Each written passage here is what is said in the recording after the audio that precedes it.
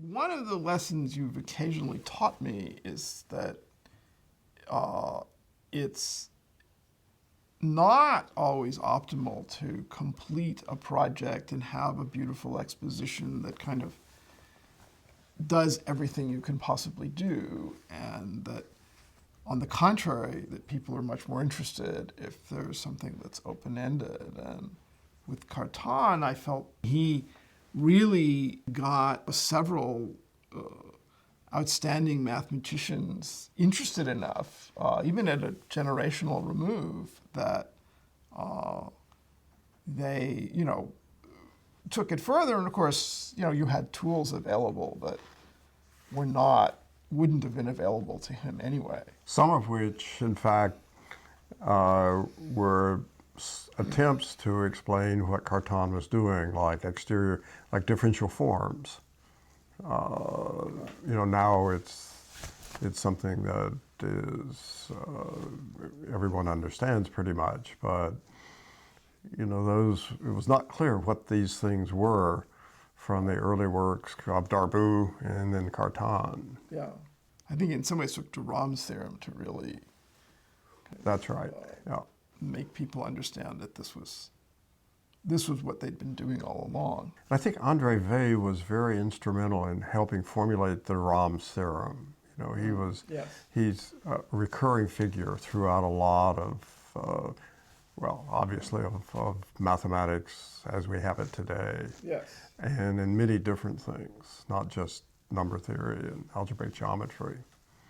Yeah, I mean, he had somehow a way of attaining rigor without kind of embedding it in a huge amount of generality or sort of unnecessary generality. And that. I mean, you and I were discussing yesterday, I think, the original Gauss-Bonnet formula for Riemannian manifolds was done by Karl Allendorfer, differential geometer, classical differential geometer from the University of Washington, and Andre Weil, using Hermann Weil's formula for the volume of a tube. And so, Weil, it's just, exceptional, obviously, extraordinary individual. Or the Chern-Weil formula. That's right.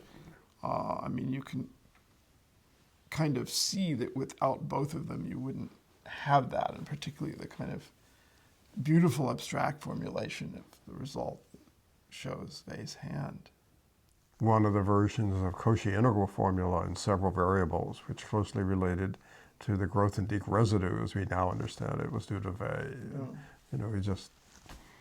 His footprints are all over the mathematical landscape. He was also very nice to, as I said, to young mathematicians. When I was a grad student, it was a year before me, but closest friend was probably Alan Mayer. Mm. And I remember one Halloween,